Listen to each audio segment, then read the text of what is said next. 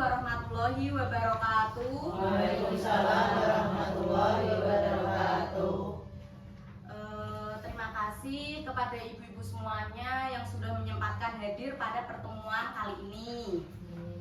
Ini kan pertemuan kita yang ke sekian kali, nggih. Ini nanti kita ada beberapa materi atau saya akan menyampaikan beberapa materi terkait pencegahan penelantaran dan eksploitasi anak, gitu nggih. Tapi saya minta kepada ibu-ibu semuanya sebelum kita melanjutkan materi, biar ibu refresh, biar ibu nyampe ke materi yang saya sampaikan, terus biar ibunya juga nggak ngantuk, nggih. Saya minta kepada ibu-ibu hadap kanan, hadap ke kanannya, jadi ke temennya, ngaten nggih. Jadi kayak, betul ya. Pegang punggungnya, Pijet-pijetan. nah, nggih, betul. Di temannya dipijit ibu. Ya, temannya dipijit biar melek ya, biar enak nggih. Itu yang ibu-ibunya yang besar, ibunya yang kecil itu kan kekuatannya kan berbeda. Ibu yang pijet nih. Oh ya, enak Bu itu. Nggih, lah. Terus gantian sekarang.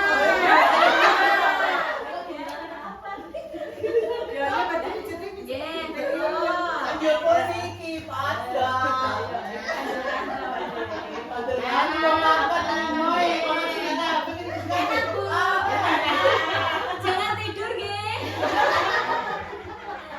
Nanti malah tidur. Ya. Sudah.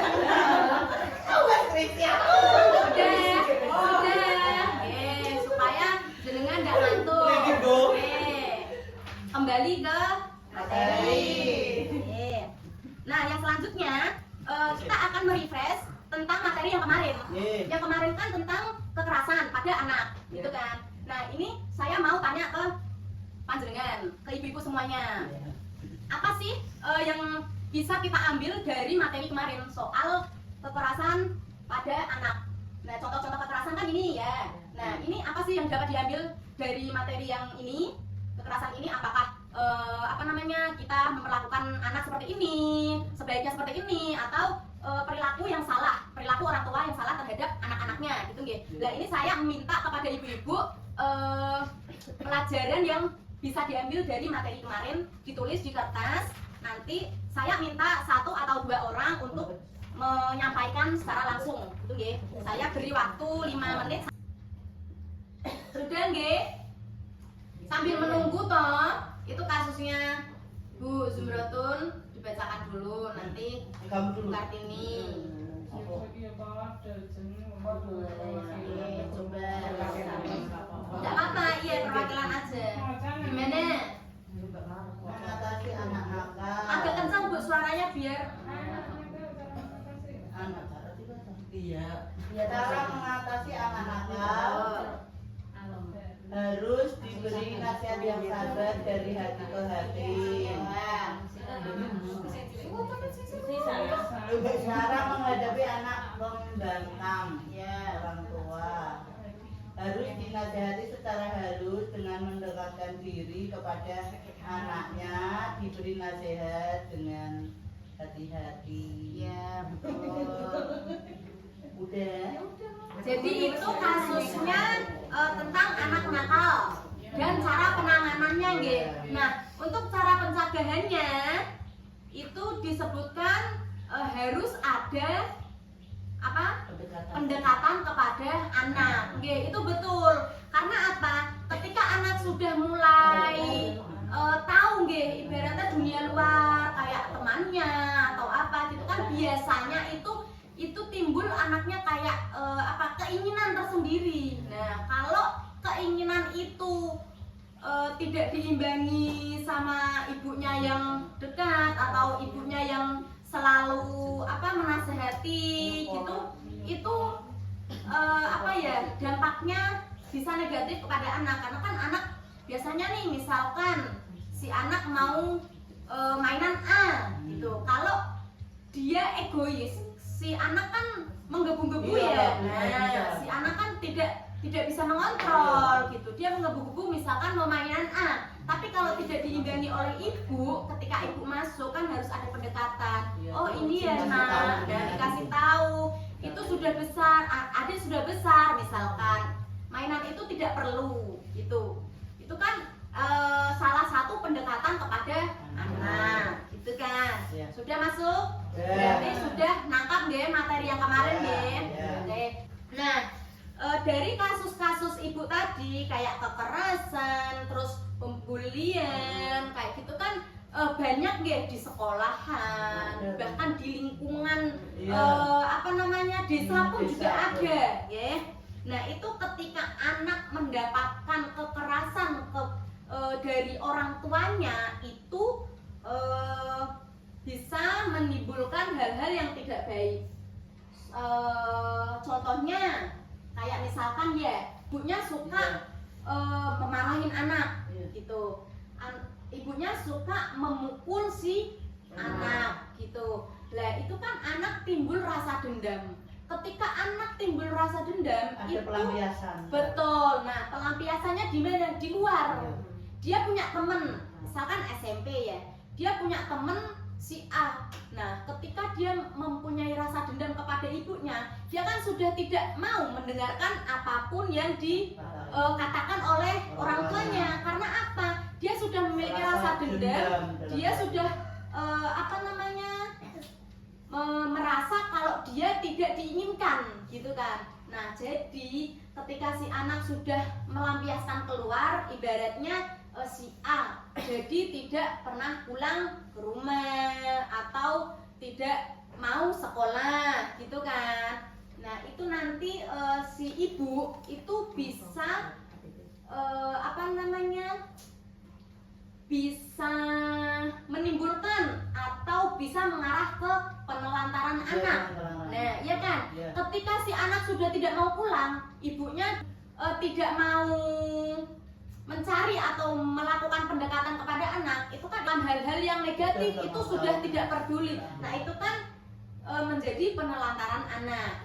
Nah apa sih penelantaran anak menurut ibu? Yo, Anak tadi tidak betul itu. apa yang kegiatan anaknya itu tidak dijelaskan, anaknya punya kegiatan apa gitu kan. Nah, itu kurang pengertian dia kepada anak. Iya, betul. Tidak mau peduli. Tidak peduli kepada apapun yang dilakukan anak. betul. Ini kan pengertian penelantaran anak. Nah, ini ada tidak dilakukannya kewajiban dan tanggung jawab orang tua atau pengasuh dalam memenuhi kebutuhan dasar anak, baik fisik, psikis, rohani maupun sosial. Jadi penelantaran anak itu tidak semata-mata anaknya ditinggal di jembatan, atau dibuang gitu. Tidak semata-mata hanya itu, nggih. Jadi penelantaran itu bisa berubah psikis, bisa berupa fisik, bisa berupa sosial. Misalkan si orang tua itu kan tanggung jawabnya apa sih, Bu?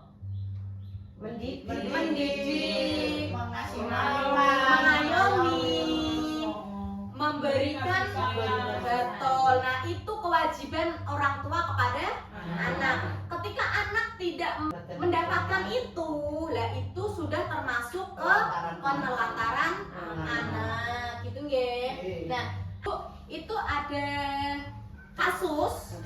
Nah iya, contoh kasus itu mohon dibaca dan dicermati. Itu ya, dibaca dulu lalu dicermati. Itu kisah dari Tasripin ya, itu ya. Oke, nah ini sudah dibaca. Saya mau tanya nih,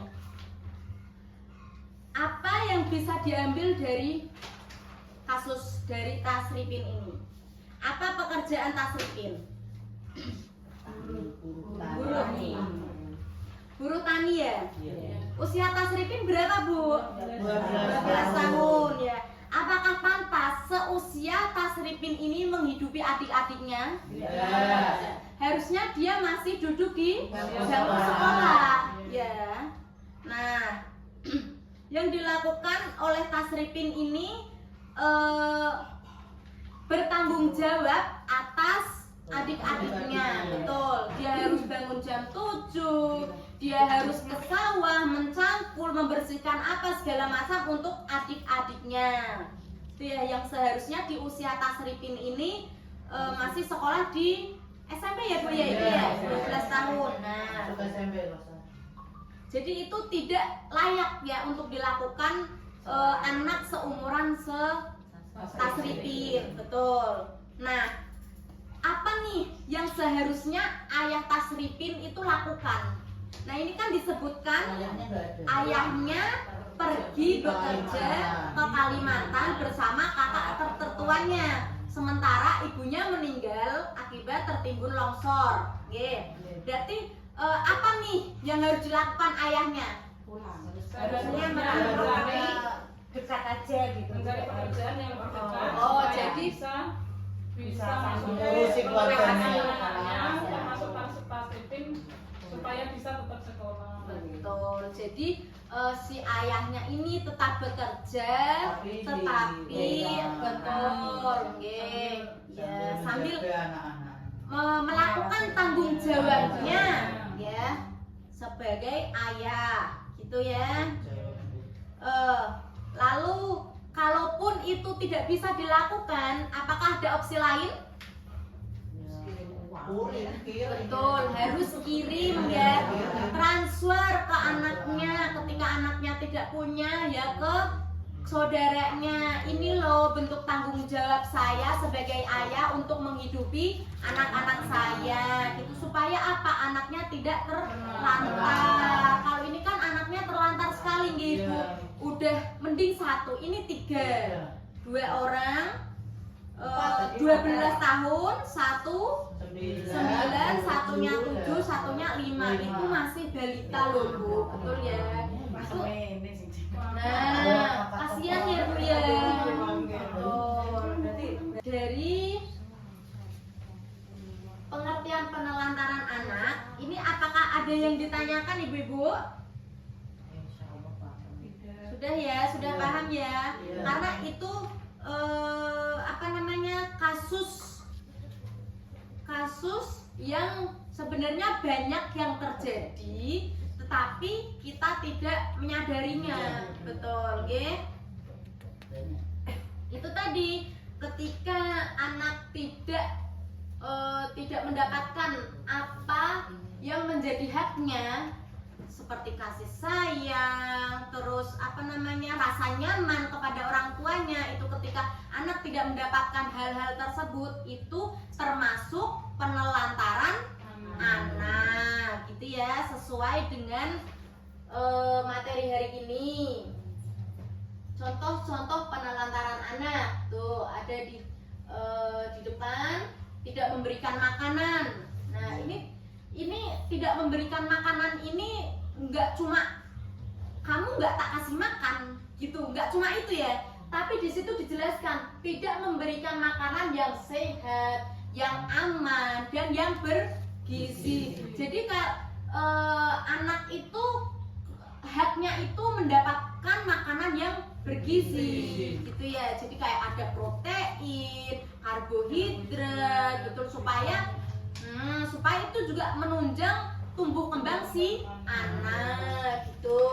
Terus contoh yang kedua, tidak diberikan tempat tinggal. Nah, itu tadi yang ditinggal di kolong jembatan, atau dititipkan ke tetangga, atau tidur di teras rumah gitu ya. Nah, itu materi kita hari ini. Ada yang ditanyakan? Tidak nggih? Nah, kalau tidak, saya tutup. Sekian dan terima kasih kepada ibu-ibu yang sudah mengikuti materi dari awal sampai akhir. Terima kasih juga kepada Bu Zoom sudah menyediakan tempat menyediakan cemilan. Kempon, sekian dari saya cukupkan, saya sudahi. Wassalamualaikum warahmatullahi wabarakatuh. Waalaikumsalam warahmatullahi